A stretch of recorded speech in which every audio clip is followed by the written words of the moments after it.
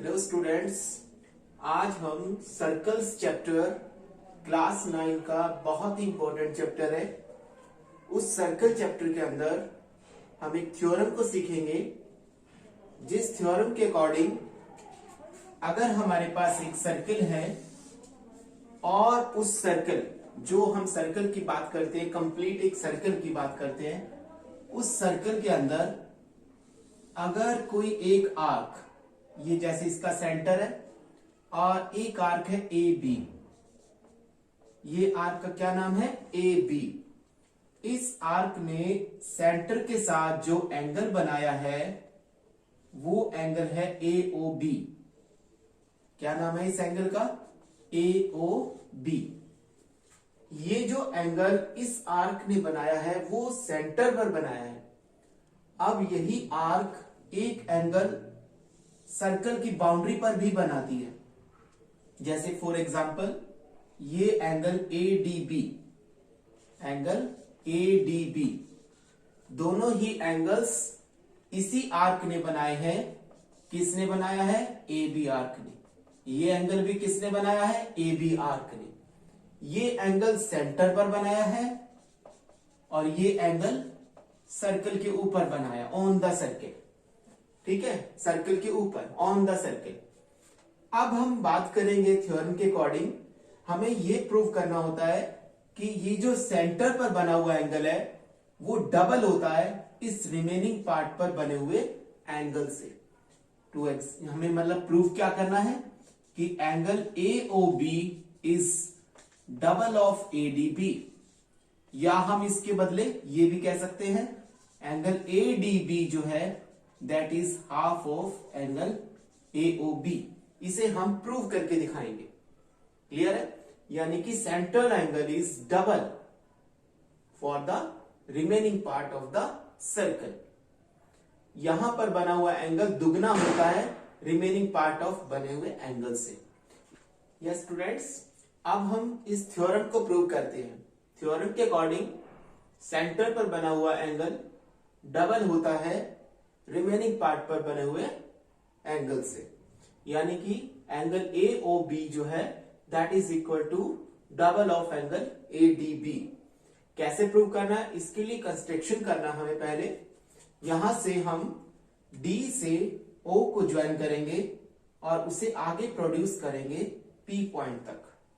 उसके बाद अपनी आसानी के लिए हम लोग इनको नेमिंग भी कर सकते हैं, एंगल्स को नेमिंग कर सकते हैं 1 2 3, और इस साइड से 4 5 6। इस तरीके से हम इन एंगल्स को नेमिंग कर सकते हैं। फिर देख लीजिए एंगल 1, एंगल 2, एंगल 3, ऐसे इस ट्रायंगल में 4 5 6। नेमिंग आप चाहे तो कर सकते हैं, अपनी आसानी रहती है नेमिंग करने से। अब देखिए इसे कैसे करेंगे हम, यानी कि अब हमें प्रूव करने के लिए जो 3+4 एंगल है इसे डबल दिखाना है 2+6 एंगल से।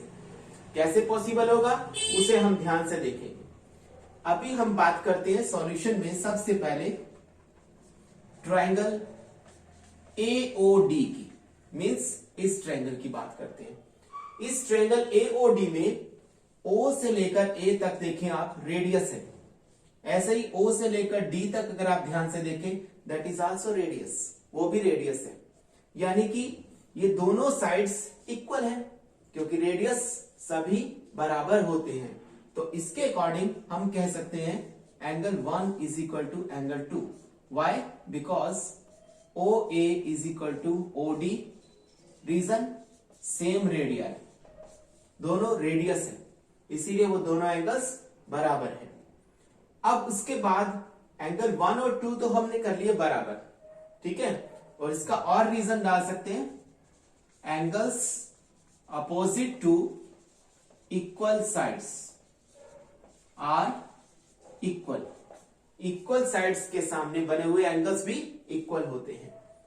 उसके बाद हम इसमें आगे कर सकते हैं बट एंगल 3, अगर हम ध्यान से देखें इस ट्रायंगल में एंगल 3 जो है वो एक्सटीरियर एंगल है, इस ट्रायंगल का एक्सटीरियर एंगल है। So angle 3 is equal to angle बोले किसका बनेगा, एंगल 3 जो है वो अपने इंटीरियर अपोजिट के यानी कि 1+2 के। Why, exterior angle theorem. Exterior angle theorem हमें ये बताती है कि एक्सटीरियर एंगल अपने इंटीरियर अपोजिट्स के सम के बराबर होता है। अब हमें वन एंगल की, हमारे जो टू प्रूव है उसमें हमें वन एंगल नहीं चाहिए। हम वन एंगल का नेमिंग चेंज कर सकते हैं। वन की जगह पर हम क्या डाल सकते हैं, टू एंगल।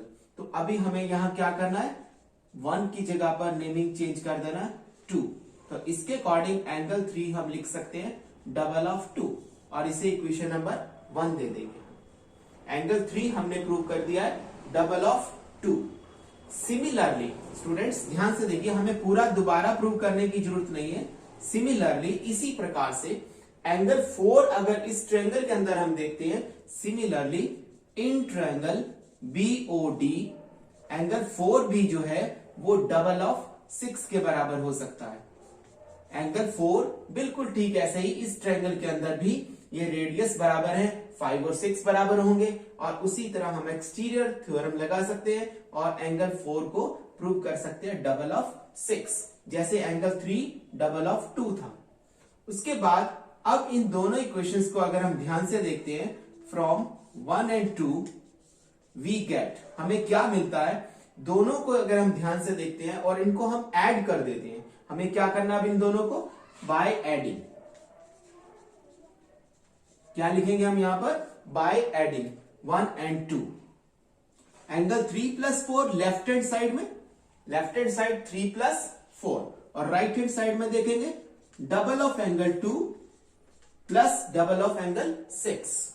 क्लियर, एंगल 3+4 और डबल ऑफ 2 डबल ऑफ 6। हम चाहें तो यहां से 2 हम कॉमन निकाल सकते हैं, तो अंदर क्या बचता है, एंगल 2 प्लस एंगल 6। अब 3+4 का जो कंबाइंड नेम है, दोनों का मिलाकर के जो नेम बनता है वो हमारे पास बनता है एंगल AOB। तो हमने उसकी जगह क्या लिखा है, एंगल AOB। और अगर हम 2+6 का कंबाइंड नेम देखें, पूरा नाम देखें, तो वो नाम बनता है ADB।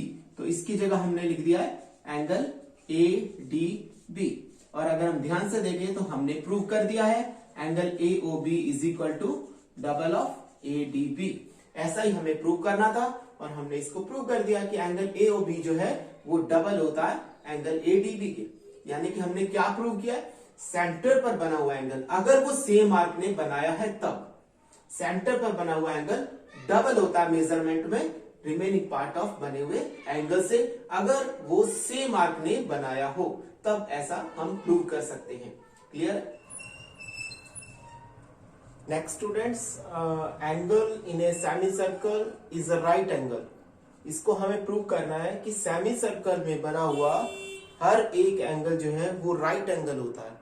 सेमी सर्कल में बना हुआ हर एक एंगल राइट एंगल होता है। इट मीन्स यहां पर इस फिगर के अकॉर्डिंग जो एंगल ACB है, ये जो एंगल है ACB, इसे हमें 90 डिग्री प्रूव करना है। कैसे प्रूव किया जाएगा, इसको हम थ्योरम से प्रूव करेंगे। जो हमारी थ्योरम है, जो थ्योरम ये कहती है कि किसी भी आर्क के द्वारा जो सेंटर पर एंगल बनाया जाता है वो डबल होता है रिमेनिंग पार्ट पर बने हुए एंगल से। उसके अकॉर्डिंग अगर हम ध्यान से देखें तो AOB is a diameter. AOB एक डायमीटर है, स्ट्रेट लाइन है। सो एंगल AOB जो है that is equal to 180 degree. अब AOB एंगल किस आर्क ने बनाया है, AB आर्क ने बनाया, इस आर्क ने AB। ध्यान से देखते हैं हम इसके लास्ट टू AB। ठीक, अगर हम ध्यान से देखें तो ACB एंगल, इसे भी AB आर्क बनाती है। देखिए AB आर्क ने बनाया। तो अब सेंटर पर बना हुआ एंगल 180 डिग्री का है, रिमेनिंग पार्ट पर बना हुआ एंगल उससे हाफ होना चाहिए according to theorem. So angle ACB जो होगा that is equal to half of AOB। यानी कि angle ACB is equal to half of 180 degree means 90 degree. So we can prove angle ACB 90 degree. It means angle in semi circle is a right angle. और ऐसे जितने भी angles बनेंगे all will be 90 degree. अगर हम angle ADB देख रहे हैं वो भी 90 डिग्री, अगर हम नीचे से देखते हैं तो सब के सब एंगल्स जितने भी होंगे सब 90 डिग्री, क्योंकि सेमी सर्कल में बना हुआ हर एक एंगल जो है वो 90 डिग्री का होता है। क्लियर?